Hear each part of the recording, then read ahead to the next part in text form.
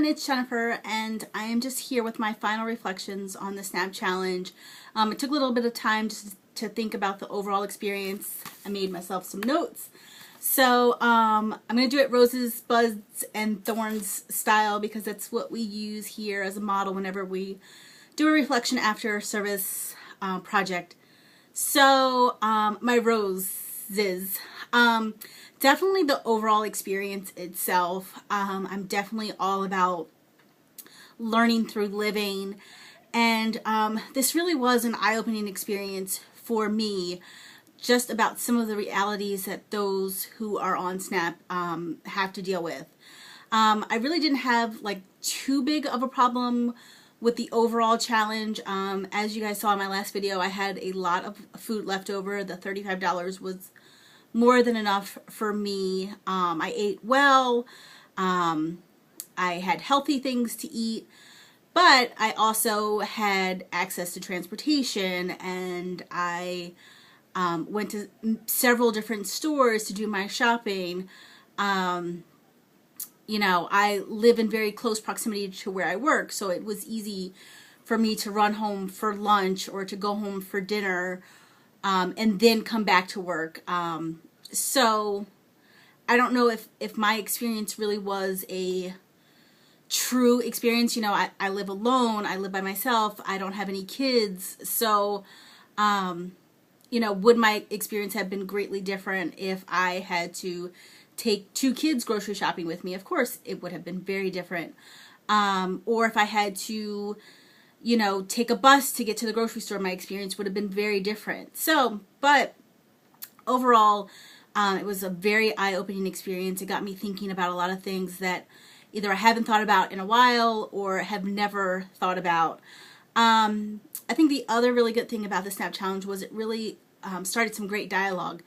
Just from, you know, seeing the experiences of those of you that have been posting videos on Waywire or have been posting on our Facebook wall, or people posting on Twitter, has just been amazing. It's really started a great conversation. So that's exciting for me to see. Just on a personal level, a good thing for me to see was that I have a level of self-control that I don't think I realized that I had. You know, I didn't cheat. I stuck to within the Snap rules and parameters. So that was kind of exciting for me personally to see. In terms of thorns, the only real thorn for me in the overall challenge experience was really reading some of the just nasty things that people have to say on Twitter, and in other, like in responding to articles about the Snap Challenge. Just, you know, I spoke about this in one of my other reflection videos, just the level of insensitivity and selfishness that I see in some people is really, really sad to me. And, you know, but, you know, I guess there will always be people out there who think radically different than the way that I think. But it's just kind of sad to see that in black and white, to see that in writing, that there are people out there who really would, you know, have no problem with other people going hungry and other people not being able to sustain themselves. And that to me is just sad. So my buds coming out of the challenge is kind of like, where do we go from here? And like I've mentioned in my last couple of videos, definitely going to look into the idea of starting some community garden here on campus. If we can't do it on campus, maybe immediately somewhere we can find somewhere here on the south end of Bridgeport. I know there's a community garden not too far from here, but it would be really great if we could have one right here on campus and offer some low-cost fruits and vegetables for our students. So that would be great.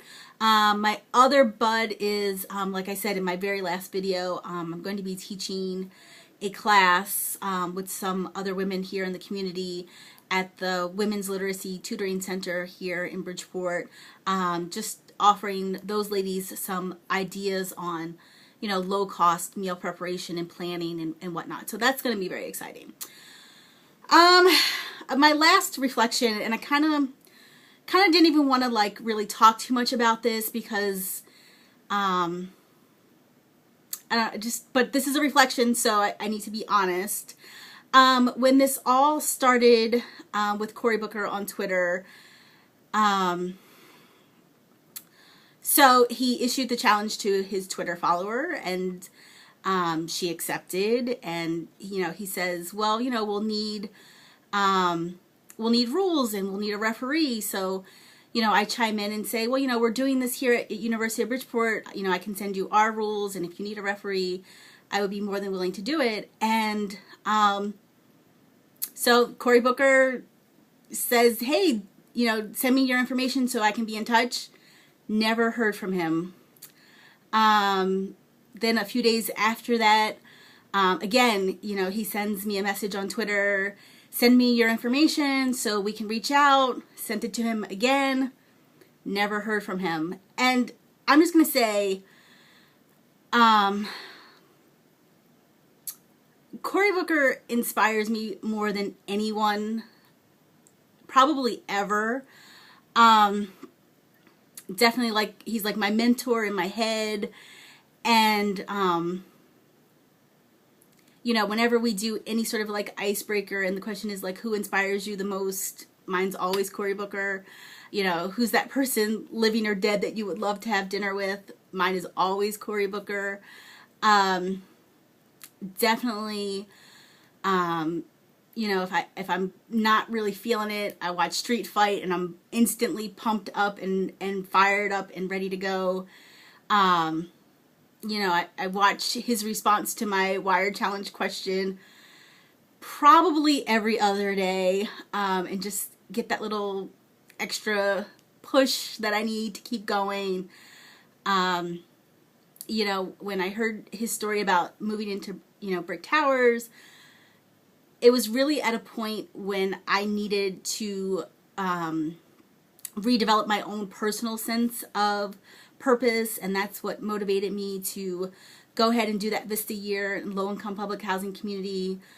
Lived and worked for a year in the projects, and that was the most life-changing experience for me. And that's the reason why I wanted to continue with that experience, and that's what brought me here to University of Bridgeport. And I have such a sense of purpose now, and it all goes back to Cory Booker. So when I thought I was getting a Cory Booker phone call to say I was excited is an understatement.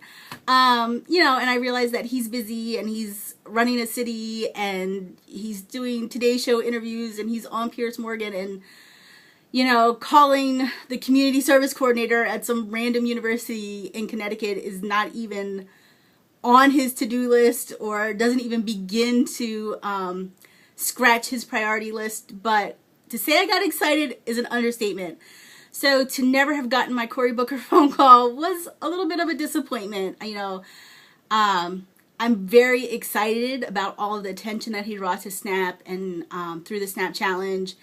And I will say I'm very, very grateful that, one retweet from him got a lot of people interested in the event that we were doing here at UB. This was something that I really had only expected, 10 to 15 students to sign up for. Ended up getting 100 people from all over the country signed up and participating in our event. So that's amazing. And for that, I say thank you, thank you, thank you. I ended up getting a lot of media attention, which was crazy for me. That's definitely not my thing. But I will say one of the coolest things ever was seeing a tweet from the Wall Street Journal with my name and Cory Booker's name in the same tweet. That was cool. So those are my roses, thorns, and buds. I'm sorry I've kind of rambled on for a while.